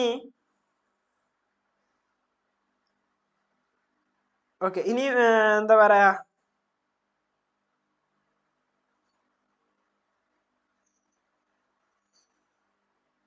ഓക്കെ ഇനി എന്ന് പറയുന്നത് അപ്പൊ അതിൽ കുറച്ച് ഡൗട്ട്സ് ഉണ്ട് കേട്ടോ. കാരണം എന്താ വെച്ചാൽ ചിലപ്പോ നിങ്ങൾക്ക് അയാളിപ്പോ വേറൊരു സ്ഥലത്താന്ന് വിചാരിച്ചോ, ഇപ്പോ അയാൾ വേറൊരു 10 കിലോമീറ്റർ അപ്പുറമാണെന്ന് വിചാരിച്ചു. നിങ്ങളത് തിരിച്ചു കൊണ്ടുകൊടുക്കാൻ നിങ്ങൾക്ക് കുറച്ച് ചിലവായി, ഒരു 100 രൂപ ചിലവായി എന്ന് വിചാരിച്ചു. അങ്ങനെ വെച്ചാൽ ആ 100 രൂപ അയാളേക്കൊന്ന് നിങ്ങൾക്ക് മേടിക്കാം, അല്ലെങ്കിൽ നിങ്ങൾക്ക് അത് അതിന് വേണ്ടിയിട്ട് അയാൾ 100 രൂപ തന്നിട്ട് നിങ്ങൾ സാധനം കൊടുത്താൽ മതി. ഒരു കുറച്ച് കേസ് ഉണ്ട്, ഞാൻ ജസ്റ്റ് ഒരു എക്സ്പ്ലനേഷൻ പറഞ്ഞു. അതാണ് ഒന്നാമത്തെ ഒരു ക്വാസി കോൺട്രാക്ടിന്റെ എക്സാമ്പിൾ. വേറെ ഒന്ന്, T a trade salesman leaves goods at C house by mistake. T എന്ന് പറഞ്ഞ ഒരു ട്രേഡ്സ്മാൻ എന്ത് ചെയ്തു, സിയുടെ വീട്ടിൽ കുറച്ച് സാധനങ്ങൾ മനസ്സിലായി. C treat goods as his own, C won't to pay the goods. C എന്ത് ചെയ്തു, അങ്ങനെ ടി മറന്നു വെച്ച് പോയതാണ്. സി അതെന്ത് ചെയ്തു, അയാളുടെ ഗുഡ്സ് ആയിട്ട് ട്രീറ്റ് ചെയ്തു, അയാൾ അത് ഉപയോഗിക്കുകയൊക്കെ ചെയ്തു. അങ്ങനെ വെച്ചാൽ അതിന്റെ പൈസ സി എന്ന് പറയുന്നത് ആർക്ക് കൊടുക്കണം? ടിക്ക് കൊടുക്കണം. അത് കൊടുക്കുന്നത് നിർബന്ധമാണ്, അത് നിയമം പറയാണ് കൊടുക്കണം, നിർബന്ധമായിട്ട് കൊടുക്കണം. ഇങ്ങനെ നിയമം ഉണ്ടാക്കുന്ന കോൺട്രാക്ടിനെ പറയുന്ന പേരാണ് ക്വാസി കോൺട്രാക്ട് എന്ന് പറയുന്നത്. ഓക്കെ, അടുത്തതാണ് E contract. What is E contract? When a contract entered into by 2 or more parties using electronic means, phone ഉപയോഗിച്ചോ അല്ലെങ്കിൽ മെയിൽ ഉപയോഗിച്ചോ, ഇതൊക്കെ ഇങ്ങനെ ഇലക്ട്രോണിക് ആയിട്ട് നമ്മൾ ഒരു കോൺട്രാക്റ്റിൽ നമ്മൾ ഏർപ്പെടുകയാണെന്നുണ്ടെങ്കിൽ നമ്മൾ അതിന് എന്ത് പറയും? ഇ കോൺട്രാക്ട്സ് എന്ന് പറയും. അതിൻ്റെ എന്താണ്? ഇ കൊമേഴ്സ് കോൺട്രാക്ട്സ് എന്ന് പറയാം. Okay, yes. അപ്പൊ അതോടുകൂടെ കഴിഞ്ഞു, അതും കഴിഞ്ഞു. Okay, yes. ഇനി അടുത്തൊരു ഇതാണ് on the basis of performance of a contract. വേറെ ക്ലാസിഫിക്കേഷൻ ആണ് എക്സിക്യൂട്ടഡ് കോൺട്രാക്ട്. എന്താ എക്സിക്യൂട്ടഡ് കോൺട്രാക്ട് എന്ന് പറഞ്ഞാൽ അറിയാം? The consideration in the given contract could be an act or forbearance. ചിലപ്പോൾ ഒരു കാര്യങ്ങൾ ചെയ്യാൻ വേണ്ടിയിട്ട് നമുക്ക് പൈസ കൊടുക്കാം, അല്ലെങ്കിൽ നമ്മൾ ചെയ്യാതിരിക്കാൻ വേണ്ടിയിട്ട് നമ്മൾ പൈസ കൊടുക്കാം. ചിലപ്പോൾ ഒരാളുടെ ഡ്യൂട്ടി അയാൾ അത് ചെയ്യരുതേ എന്ന് പറഞ്ഞിട്ട് നമുക്ക് പൈസ കൊടുത്തൂടെ? അല്ലെങ്കിൽ അങ്ങനെ ഒരു കോൺട്രാക്റ്റിൽ ഇതിലൂടെ അപ്പൊ ചെയ്യാനും ചെയ്യാതിരിക്കാനും വേണ്ടിയിട്ട് എന്ത് ചെയ്യാം? കോൺട്രാക്റ്റിൽ ഏർപ്പെടാം. അപ്പൊ അങ്ങനെ when act is done or executor forbearance is both the record of. Okay, example നോക്കുമ്പോൾ മനസ്സിലാവും. When a grocer sells sugar on a cash payment, it is an executed contract because both parties. അവിടെ ഇപ്പോൾ ഒരു gross cells sugar ഇതാക്കണം. ഞാൻ ഇപ്പോൾ 1 kilo sugar നിങ്ങളേക്ക് ഒന്ന് മേടിച്ചു വിചാരിച്ചു, ഞാൻ അപ്പം തന്നെ പൈസ തന്നു. അപ്പൊ എന്റെ പൈസ തരാന്ന് പറഞ്ഞ എന്റെ ഭാഗം ഉണ്ടല്ലോ, അല്ലെങ്കിൽ എന്റെ വർക്ക് ഞാൻ തീർത്തു, അയാളെ എനിക്ക് ഷുഗർ തരാന്ന് പറയുന്നായിരുന്നു അയാളുടെ ഭാഗം, അയാൾ അത് ചെയ്തു. ഇനി എന്തെങ്കിലും അതിൽ കോൺട്രാക്റ്റിൽ ചെയ്യാനുണ്ടോ? ഇല്ല. അപ്പൊ എന്താണ്? എക്സിക്യൂട്ടഡ് ആണ്, അത് സംഭവിച്ചു. എക്സിക്യൂഷൻ അറിയില്ലേ, അത് ആ പ്രവർത്തനം കംപ്ലീറ്റഡ്, എക്സിക്യൂട്ടഡ്. അപ്പൊ എന്താ എങ്ങനെയാ പറയാ? നമ്മള് എക്സിക്യൂട്ടഡ് കോൺട്രാക്ട് എന്ന് പറയാം. മനസ്സിലാവുന്നുണ്ടോ? രണ്ടാളുടെ കൺസിഡറേഷനും ഇപ്പൊ എന്റെ കൺസിഡറേഷൻ എന്താ, ഞാൻ നിങ്ങൾക്ക് 100 രൂപ തരാം, നിങ്ങൾ ആ ഷുഗർ എനിക്ക് തരാം, രണ്ടാളുടെ കൺസിഡറേഷൻ ഫുൾഫിൽഡ്, അതിനെയാണ് പറയുന്നത് എക്സിക്യൂട്ടഡ് കോൺട്രാക്ട് എന്ന് പറയുന്നത്. Okay, yes. ഇനി എക്സിക്യൂട്ടറി കോൺട്രാക്ട്. എന്താ executory contract? It is in executory consideration is reciprocal promise or obligation. Such consideration is to be performed to futures only. നമ്മൾ പൈസ തന്നിട്ടില്ല, നമ്മൾ ഫ്യൂച്ചറിലാണ് അത് ചെയ്യുക. ഓക്കെ, എക്സാമ്പിൾ നോക്കിക്കോ. എക്സിക്യൂട്ടറി എന്ന് പറഞ്ഞാൽ നോക്കിക്കോ, where G agrees to take tuition to H. G Hന് ട്യൂഷൻ എടുക്കണം. പ്രീ എഞ്ചിനീയറിംഗ് സ്റ്റുഡന്റ് ആണ് H. From the next month, അടുത്ത മാസം മുതൽ H is the consideration for you to pay 1000 per month. ഒരു മാസത്തിന് 1000 രൂപ വെച്ച് കൊടുക്കാമെന്ന് പറഞ്ഞു. The contract is executory. കാരണം ഇയാള് ഇപ്പോ 1000 കൊടുത്തുള്ളൂ, ഇയാൾ എപ്പോഴാ എടുക്കുക? ഇപ്പോൾ കൊടുക്കുകയോ ചെയ്യോ? ഇല്ല, അടുത്ത മാസം മുതലാണ് ട്യൂഷൻ എടുക്കുക. അപ്പൊ അടുത്ത മാസം മുതൽ ഇപ്പൊ അത് എക്സിക്യൂട്ട് ചെയ്തില്ല, പ്രവർത്തനങ്ങൾ കംപ്ലീറ്റ് ആയിട്ടില്ല. അപ്പൊ അയാൾ അടുത്ത മാസം ചെയ്യുകയാണെന്നുണ്ടെങ്കിൽ അതുവരെ വെയിറ്റ് ചെയ്യണം, അല്ലെങ്കിൽ അത് ഫ്യൂച്ചറിലാണ് നടക്കുക. അങ്ങനെയാണ് നമ്മൾ എക്സിക്യൂട്ടറി കോൺട്രാക്ട് എന്ന് പറയും. എക്സിക്യൂട്ടറി കോൺട്രാക്റ്റിൽ തന്നെ രണ്ടെണ്ണം. ഒന്നെന്ന് പറയുന്നത് യൂണിലാറ്റർ അല്ലെങ്കിൽ ബൈലാറ്റർ. ഒന്നെന്ന് പറയുന്നത് ചിലപ്പോൾ ഒരാൾ ചെയ്തിട്ടുണ്ടാവും. ഇപ്പൊ ഈ ട്യൂഷന്റെ കേസ് തന്നെ എടുക്കുക, ചിലപ്പോൾ അയാൾ 1000 തന്നെ കൊടുത്തു. അപ്പൊ ഒരാൾ എന്ത് ചെയ്തു, അയാളുടെ പാർട്ട് കംപ്ലീറ്റ് ആയിട്ട് ചെയ്തു, പക്ഷെ മറ്റാള് ചെയ്തിട്ടില്ല. അയാള് ആ ട്യൂഷൻ എപ്പോഴും എടുക്കുള്ളൂ, അടുത്ത മാസം മുതൽ എടുക്കുള്ളൂ. അപ്പൊ അടുത്ത മാസമാണ് അയാൾ കംപ്ലീറ്റ് ചെയ്യുക. അപ്പൊ ഒരാൾ കംപ്ലീറ്റ് ചെയ്തു, ഒരാൾ കംപ്ലീറ്റ് ചെയ്തില്ല. അപ്പൊ അതിനെ പറയാം യൂണിലാറ്ററൽ എന്ന് പറയാം. ഈ രണ്ടാളും കംപ്ലീറ്റ് ചെയ്യില്ല, ഈ 1000 ഇയാൾ കൊടുത്തിട്ടില്ല, അടുത്ത മാസം കൊടുക്കാന്ന് വിചാരിച്ചു. അപ്പൊ ഇയാൾ ഇവിടെ കൊടുത്തിട്ടുമില്ല, ആള് ട്യൂഷനും കൊടുത്തിട്ടില്ല. അപ്പൊ ഇവിടെ രണ്ടും കൊടുത്തിട്ടില്ല. അപ്പൊ എന്താ പറയാം, ബൈലാറ്ററൽ. നമുക്ക് നോക്കാം. ഓക്കെ, യെസ്, ഞാൻ സിമ്പിൾ ആയിട്ടും ജസ്റ്റ് പറഞ്ഞു മാസം. എന്താ unilateral? Unilateral contract is one-sided contract in which one party has performed his duty. ഒരാൾ അയാളുടെ ഡ്യൂട്ടി ചെയ്തിട്ടുണ്ട്, or obligation അല്ലെങ്കിൽ obligation, and other party is outstanding. ഒരാൾ ചെയ്തിട്ടില്ല, അതിനെന്ന് പറയുന്നത് യൂണിലാറ്ററൽ എന്ന് പറയുന്നത്. എക്സാമ്പിൾ നിങ്ങളൊന്ന് വായിച്ചു നോക്കട്ടോ. യെസ്, എന്താ ഇനി ബൈലാറ്ററൽ എന്ന് പറഞ്ഞാൽ? Bilateral is one where the obligation promised outstanding on the other parties, both parties. രണ്ടാളുടെയും ഡ്യൂട്ടി എന്ന് പറയുന്നത് ഔട്ട്സ്റ്റാൻഡിങ് ആണെന്നുണ്ടെങ്കിൽ, ഇതുവരെയും ചെയ്തിട്ടില്ല എന്നുണ്ടെങ്കിൽ നമ്മൾ അതിനെ ബൈലാറ്ററൽ കോൺട്രാക്ട് എന്ന് പറയും. ഓക്കെ ആണോ?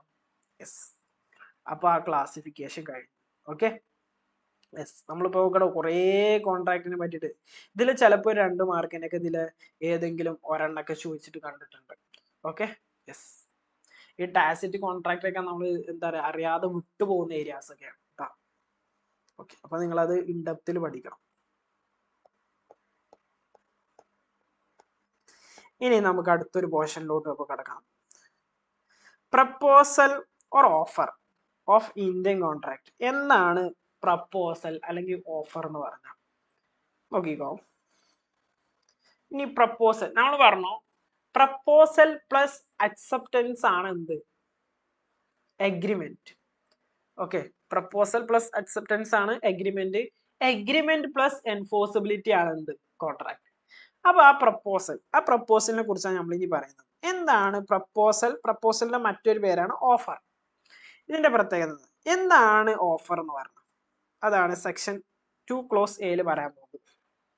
നോക്കിക്കോ, when a one person, ഒരാള്, സിഗ്നിഫിക്കൻസ് ഈസ് അസെന്റ്, അല്ല സിഗ്നിഫിക്കൈസ്, അയാൾ എന്ത് ചെയ്യുന്നു, അയാളുടെ ഉള്ളിലുള്ള ഒരു ആഗ്രഹം അല്ലെങ്കിൽ അയാളുടെ ഒരു ഉള്ളിലുള്ളൊരു എന്താ പറയുക തോട്ട് എന്ത് ചെയ്യുന്നു, ടു അനദർ, മറ്റൊരാളോട് പറയാണ്, ഹിസ് വില്ലിങ്നെസ്, അയാൾക്ക് ചെയ്യാൻ, ടു ഡു, ഒന്നല്ലെങ്കിൽ ചെയ്യാൻ, അല്ലെങ്കിലോ ടു അബ്സ്റ്റെയിൻ, ചെയ്യാതിരിക്കാൻ, ഫ്രം ഡൂയിങ് എനിത്തിങ്, വേറെ എന്തെങ്കിലും ചെയ്യാതിരിക്കാൻ വേണ്ടിയിട്ട്, വിത്ത് വ്യൂ ഓഫ്, എന്തിന്, obtain the assent of the other, മറ്റൊരാളുടെ ആ ഓപ്പോസിറ്റ് നിൽക്കുന്ന ആളുടെ സമ്മതത്തിന് വേണ്ടിയിട്ട്, സച്ച് ആക്ട്, ഒന്നല്ലെങ്കിൽ അങ്ങനെ ചെയ്യുന്നതിന്, അല്ലെങ്കിൽ അബ്സ്റ്റിനൻസ്, അല്ലെങ്കിൽ ചെയ്യാതിരിക്കുക, ചിലപ്പോൾ ആ ചെയ്യുക അല്ലെങ്കിൽ ചെയ്യാതിരിക്കുക എന്ന് പറയുന്നത് he said to make a proposal.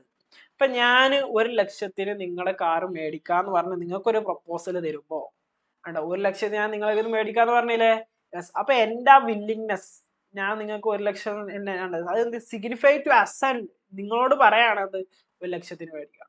So അതിനെയാണെന്ന് പറയുന്നത് ഓഫർ അല്ലെങ്കിൽ പ്രപ്പോസൽ എന്ന് പറയുന്നത്. ഓക്കെ ആണല്ലോ? യെസ്. ഇനി അപ്പോ എന്താണ് ഇനി essential elements of a offer എന്ന് പറയുന്നത്?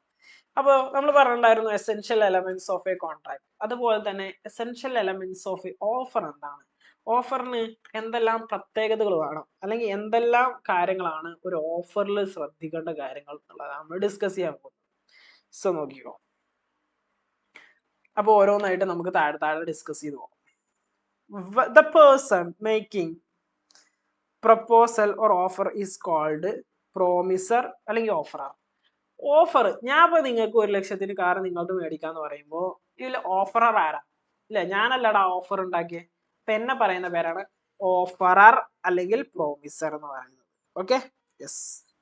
ഇനി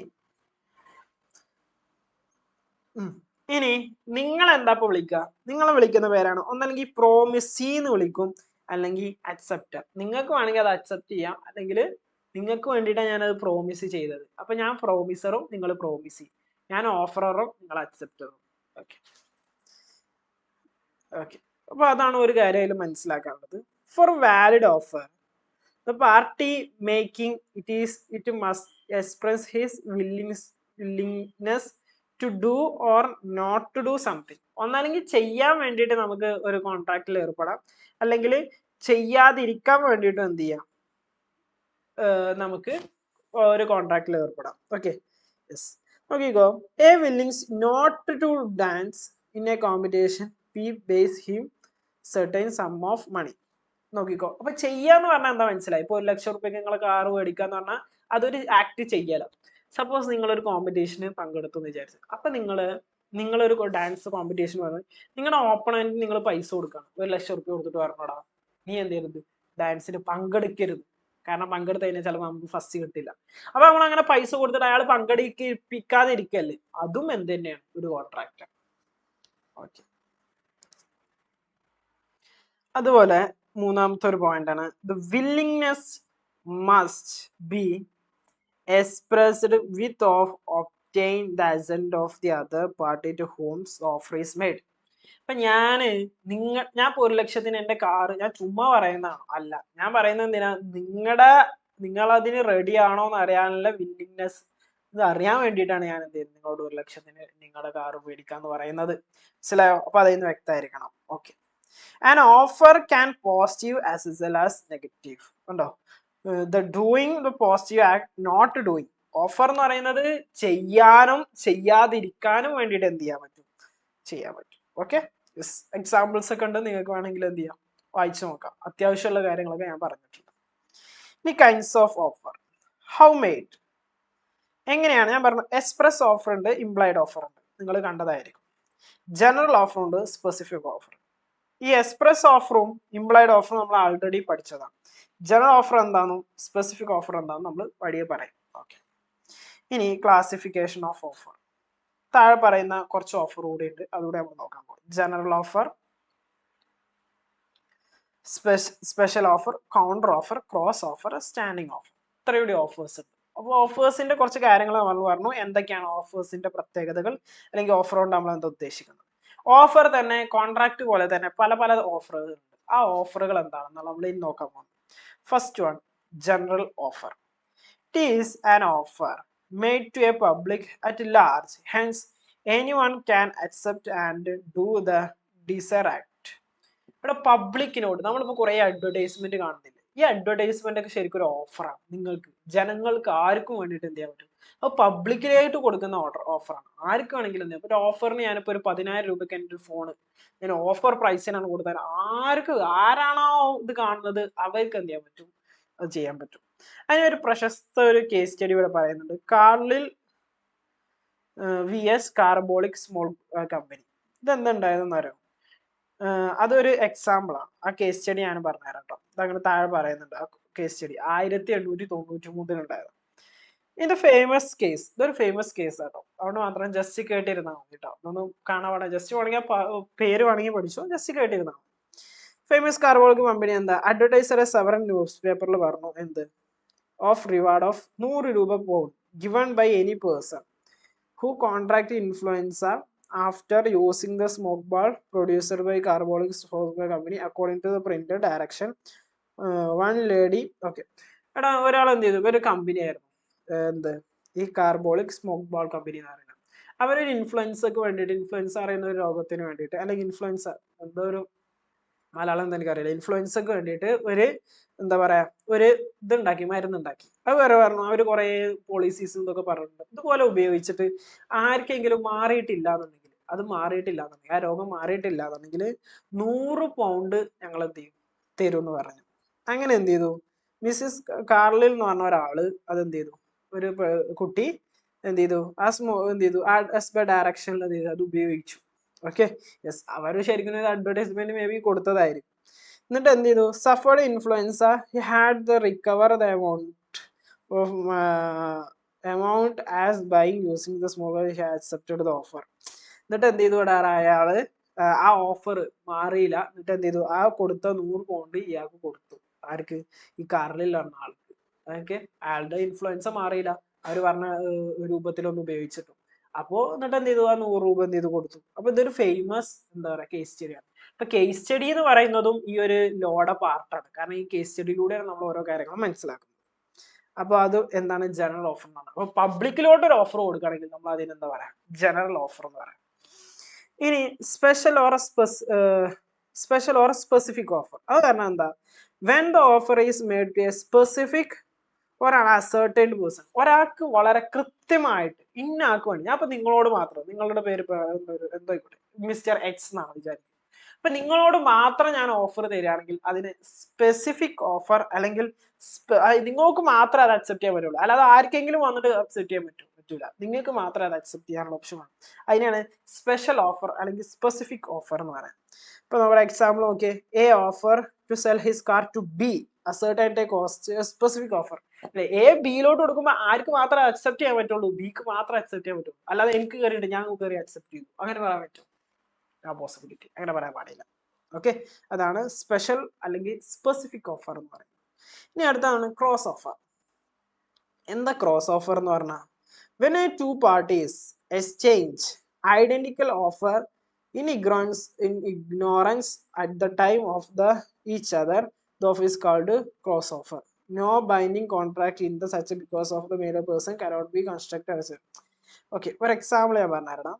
ഞാൻ എൻ്റെ കാറ് ഞാൻ ഇപ്പൊ നിങ്ങൾക്ക് കത്തയക്കാന്ന് വിചാരിച്ചു. ഞാൻ നിങ്ങൾക്ക് കത്തയച്ചു, എൻ്റെ കാറ് 1,00,000 ഞാൻ നിങ്ങൾക്ക് വിൽക്കാന്ന് പറഞ്ഞിട്ട് ബിക്ക് കത്തയച്ചു.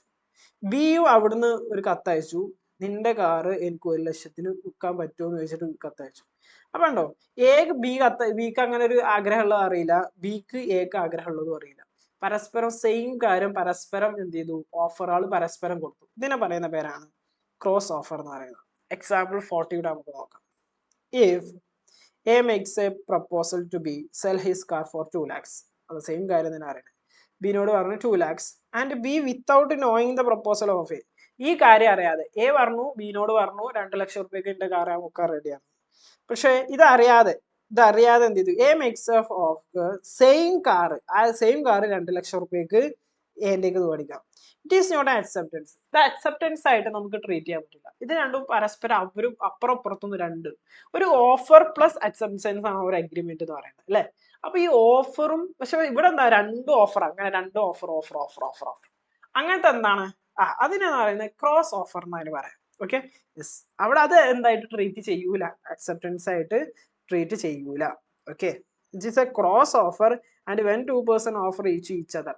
അപ്പുറം ഉള്ള ആൾക്കാർ രണ്ടും ഓഫറിംഗ് ടു ഈച്ച് അതർ, അപ്പുറം ഓഫർ ചെയ്യാണ്. It cannot be treated as A mutual acceptance.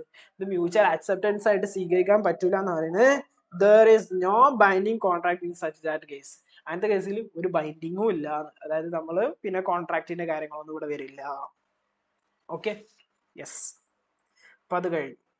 അടുത്തതാണ് കൗണ്ടർ ഓഫർ. എന്താണ് കൗണ്ടർ ഓഫർ എന്ന് പറഞ്ഞാൽ, when the offeree offers qualified acceptance offer subject to modifications and variations, നോക്കിക്കോ, in terms of the original offer is said to have made of a counter offer. ഇപ്പടാ ഞാൻ പറഞ്ഞു നിങ്ങളോട് എയും ബിയും ഉണ്ട്. എ പറഞ്ഞു ബിനോട്, ഞാൻ കാറ് 1,00,000 റുപ്യക്ക് മേടിക്കാം, നിന്റെ കാർ എനിക്ക് തരുമോ ചോദിച്ചു. എ ബിനോട് ചോദിക്കണടാ, ബി എ നിന്റെ കാറ് എനിക്ക് 1 ലക്ഷം രൂപയ്ക്ക് തരുമോ? അതൊരു ഓഫർ അല്ലേ? ഓഫറാണ്. പക്ഷെ ബി പറഞ്ഞു 1 ലക്ഷം രൂപയ്ക്ക് ഞാൻ തരൂല എന്റെ കാറ്, 1.5 ലക്ഷത്തിന് വേണമെങ്കിൽ തരാം. അപ്പൊ ഉണ്ടോ, എ ഒരു ഓഫർ വെച്ചു, അത് ബി അക്സെപ്റ്റ് ചെയ്യുന്നതിന് പകരം ഒരു ഓഫർ തിരിച്ചു വെച്ചു, 1.5 ലക്ഷം രൂപയ്ക്ക് വേണമെങ്കിൽ മേടിച്ചു എന്ന് പറഞ്ഞിട്ട്. അതിനെ പറയുന്ന പേരാണ് കൗണ്ടർ ഓഫർ. അതിനെ പറയുന്ന പേരാണ് എന്ത്? Counter offer. എക്സാമ്പിൾ 41 നിങ്ങൾ വായിച്ചാൽ നിങ്ങൾക്ക് മനസ്സിലാവുണ്ടോ? യെസ്. അപ്പൊ അതാണ് കൗണ്ടർ ഓഫർ. ഇനി അടുത്തതാണ് standing or continuing or open offer. ഇതൊക്കെ പറഞ്ഞാൽ സ്റ്റാൻഡിങ് ഓഫർ ഒന്ന് നോക്കിക്കോ. An offer which is allowed to remain open for acceptance over a period of time is not standing or continuing offer. The tenders invited for the supply of goods are kind of standing offer. ഇപ്പൊ നോക്കടാ, ഞാൻ എൻ്റെ പറയുന്നു 1 ലക്ഷം രൂപയുടെ എൻ്റെ car ഞാൻ 1 വർഷത്തേക്ക് ഞാൻ എന്ത് ചെയ്തു, ഈ 1 വർഷത്തിനുള്ളിൽ ആർക്കും എൻ്റെ കാറ് 1 ലക്ഷം റുപ്യക്ക് മേടിക്കാതെ. അപ്പൊ എന്താ, ആ 1 വർഷത്തിൽ ആർക്കും ആണെങ്കിലും വന്നിട്ട് മേടിക്കാം. ആൻഡ് അപ്പൊ ഒരു പീരിയഡ് ഓഫ് ടൈമിന് വേണ്ടിയിട്ട് ആ ഓഫർ ഇങ്ങനെ തരാണ്. ഇപ്പൊ നമ്മള് ചില ഇതിലൊക്കെ കാണാം, പല പല ഓഫേഴ്സ് കാണുമ്പോൾ കാണാം അല്ലെ, ഇപ്പൊ 1 കൊല്ലത്തേക്കാണ് ചിലപ്പോൾ ഓഫർ അല്ലെ. ഇപ്പൊ 1000 രൂപയുടെ സാധനത്തിന്റെ മുകളിൽ മേടിക്കുക വെച്ചാൽ കാറ് പർച്ചേസ്, അത് എത്ര ചിലപ്പോൾ പെരുന്നാളിന്റെ സീസണിൽ മാത്രം ഉണ്ടാവുക, ചിലപ്പോൾ ഓണത്തിന്റെ സീസണിൽ മാത്രം ഉണ്ടാവും. അപ്പൊ ആ പർച്ചേസ് നോക്ക് മാത്രമേ ആ ഓഫർ കിട്ടും. അങ്ങനത്തെ മാതിരി അങ്ങനെ ഓഫർ ഉണ്ടാവും. അതിനാണ് സ്റ്റാൻഡിങ് അല്ലെങ്കിൽ കണ്ടിന്യൂയിങ് ഓപ്പൺ ഓഫർ എന്നൊക്കെ പറയുന്നത്. ഒരു പീരീഡ് ഓഫ് ടൈമിലോട്ട് മാത്രമേ ആ ഓഫർ അവൈലബിൾ ആയിട്ടുണ്ടാവുള്ളൂ. Okay, yes. ഇനി അപ്പൊ അത് കഴിഞ്ഞു, നമ്മൾ നേരത്തെ ഓഫർ എന്താന്ന് പഠിച്ചു. ഇനി ഇപ്പൊ ഓഫറിനെ കുറിച്ച് നമ്മൾ ഡിസ്കസ് ചെയ്യുന്ന കേട്ടോ. യെസ്. ഇനി അടുത്ത് പറയുന്നത് essential elements of a offer. Essential elements of a contract നമ്മൾ ആൾറെഡി നോക്കിയായിരുന്നു. ഇനി നമ്മൾ നോക്കാൻ പോകുന്നത് essential elements of a valid offer എന്തൊക്കെയാണെന്നുള്ളത്. ഇതൊക്കെ നിങ്ങൾ വളരെ സെപ്പറേറ്റ് ചെയ്ത് ലോജിക്കലി കൃത്യമായിട്ട് മനസ്സിലാക്കണം. അല്ലെങ്കിൽ ഇതൊക്കെ പാടാണ് കുഴഞ്ഞു മാറിയടാ. ഓഫറും അക്സെപ്റ്റൻസും എല്ലാം പാടാണ് തിരിഞ്ഞു മറിഞ്ഞ് ആകെപ്പാടെ ഉണ്ടായിട്ട് മാറും. സോ വളരെ ക്ലാരിറ്റിയോട് കൂടെ നിങ്ങളത് മനസ്സിലാക്കണം. First one, it must B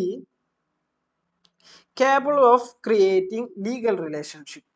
it must B, ആ ഓഫർ എന്തായിരിക്കണം, ലീഗൽ റിലേഷൻഷിപ്പ് ക്രിയേറ്റ് ചെയ്യുന്നതായിരിക്കണം. നേരത്തെ പോലെ ഒരു സോഷ്യൽ ഓഫറോ അല്ലെങ്കിൽ സോഷ്യൽ എഗ്രിമെന്റ് ഒന്നും പാടില്ല. ഒരു ലീഗൽ റിലേഷൻഷിപ്പ് ക്രിയേറ്റ് ചെയ്യണം. എക്സാമ്പിൾ നോക്കാം. A invited B on his birthday party. B accepted his proposal but we reached the venue. B found that A was not there. He filed suit against A for recovery of traveling expense incurred by him during the birthday party. അപ്പൊ നോക്കിക്കോ, ഈ കഥ മനസ്സിലായോ? A invited ബിനെ വിളിച്ചു എന്തിന്, birthday പാർട്ടിയിലോട്ട്. അങ്ങനെ B എന്ത് ചെയ്തു, ബർത്ത്ഡേ പാർട്ടിയിലോട്ട് വന്നു. പക്ഷെ അപ്പൊ അവിടെ എ ഇല്ല. ഓക്കെ, അങ്ങനെയാണെങ്കിൽ എന്ത് ചെയ്തു ബി, എന്നിട്ട് എന്ത് ചെയ്തു ബി എന്ത് ചെയ്തു, ആ ട്രാവലിംഗ് എക്സ്പെൻസ് കിട്ടാൻ വേണ്ടിയിട്ട് അയാൾ കേസ് കൊടുത്തു. അങ്ങനെയാണെങ്കിൽ such invitation does not create any legal, അതൊരു ലീഗൽ റിലേഷൻഷിപ്പ് ക്രിയേറ്റ് ചെയ്യുന്നില്ല എന്നാ പറയുന്നത്. അതെന്താ, ഒരു സോഷ്യൽ ആക്ടിവിറ്റി ആണ്. അതുകൊണ്ട് എന്തായില്ല, ആ വാദം നിലനിൽക്കില്ല. ഓക്കെ, ഇനി ഓഫറിന്റെ അപ്പത്തെ ഒന്നാമത്തതാണ് it must be capable of creating legal relationship കിട്ടണമായിരിക്കും. അങ്ങനത്തെ ബർത്ത്ഡേയുടെ ഉടായ്പ സാധനം വരരുത്. രണ്ടാമത്താണ് it must be certain, definite and not vague. ഇത് വളരെ കൃത്യമായിരിക്കണം, ഡെഫിനിറ്റ് ആയിരിക്കണം, നോട്ട് വേഗ്. സംശയങ്ങളൊന്നും പറ്റൂല. നമ്മൾ നേരത്തെ പറഞ്ഞ പോലെ തന്നെ നമ്മൾ ഇതിന്റെ മുമ്പ് ഒരു എക്സാമ്പിൾ പറഞ്ഞിട്ടുണ്ടായിരുന്നു, നമ്മൾ ഓർക്കണ്ടോ, ഒരു ഓയിലിന്റെ എക്സാമ്പിൾ. 100 ടൺ ഓയിൽ ഞാൻ തരാന്ന് പറഞ്ഞു, ഏത് ഓയിലാന്ന് പറഞ്ഞില്ല. അപ്പൊ അങ്ങനത്തെ ഇത് പറ്റില്ല. ഓഫർ 43 കൂടി നിങ്ങളൊന്ന് വായിച്ചാൽ നിങ്ങൾക്ക് മനസ്സിലാവും. അപ്പൊ കറക്റ്റ് ആയിരിക്കണം. ഇപ്പൊ ഓയിൽ, ഇപ്പൊ കാറ് വിൽക്കുക എന്ന് പറയുമ്പോൾ ഏത് കാറ് വളരെ വ്യക്തമായിട്ട് പറയാം. പിന്നെ it must be communicated to the ഓഫറീ.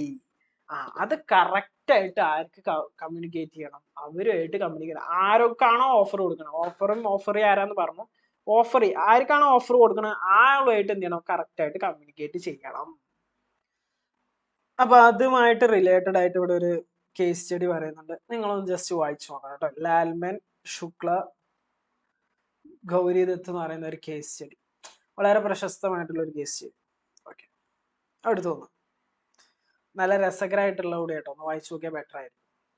It must be made with a view of obtaining the assent of the other party. മറ്റൊരാളുടെ അസെന്റ് കിട്ടാൻ വേണ്ടിയിട്ട് ഞാൻ 1,00,000 പോകുമ്പോൾ നിങ്ങൾ ആ കാർ തരണം എന്നുള്ളൊരു അസെന്റോട് കൂടെ തന്നെ ആയിരിക്കണം ഓഫർ മേഡ് ചെയ്യേണ്ടത്. ഇറ്റ് മേ ബി കണ്ടീഷണൽ, ഒരു കണ്ടീഷനോട് കൂടെ എന്ത് ചെയ്യാം ആണെങ്കിൽ നമുക്ക്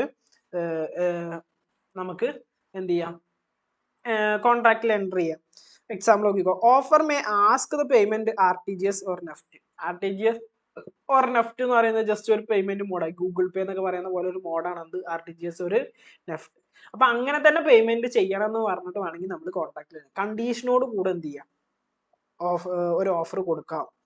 offer should not contain terms non compliance of the which would amount to acceptance.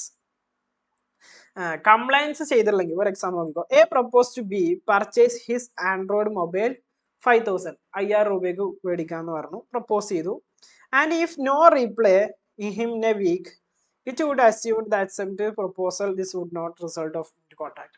എന്നിട്ട് ആ കോൺട്രാക്റ്റിൽ പറഞ്ഞു നീ ഒരാഴ്ചക്കുള്ളിൽ നിങ്ങൾ ഒന്നും റെസ്പോണ്ട് ചെയ്തിട്ടില്ല എന്നുണ്ടെങ്കിൽ നിങ്ങൾ ഇത് അക്സെപ്റ്റ് ചെയ്തു എന്ന് ഞാനാണ് വിചാരിക്കുന്നു പറഞ്ഞു. അങ്ങനെ പാടില്ല, കാരണം അയാൾ മറന്നു പോയിക്കൂടെടാ. യെസ്, അപ്പൊ അങ്ങനത്തെ ഓഫർ അങ്ങനത്തെ ഇൻക്ലൂഡ് ചെയ്യിക്കാൻ പാടില്ല ഏതിൽ ഓഫറിൽ കണ്ടോ. അപ്പൊ നോൺ കംപ്ലയൻസ് ചെയ്യാതിരിക്കാന്ന് പറയുന്നത് അത് അക്സെപ്റ്റൻസ് ആയിട്ട് കൺസിഡർ ചെയ്യാന്ന് പറയുന്നത് പാടില്ല. മനസ്സിലാവുന്നുണ്ടോ? Yes. The offer may be either specific or general. നമ്മൾ സ്പെസിഫിക് ഓഫർ എന്താന്ന് പഠിച്ചു, ജനറൽ ഓഫർ എന്താ പറ്റും, അത് സ്പെസിഫിക്കും ആവാം ജനറലും ആവാം. The offer may be express or implied. Expressed ഓഫറും വെക്കാം, ഇംപ്ലൈഡ് ഓഫറും.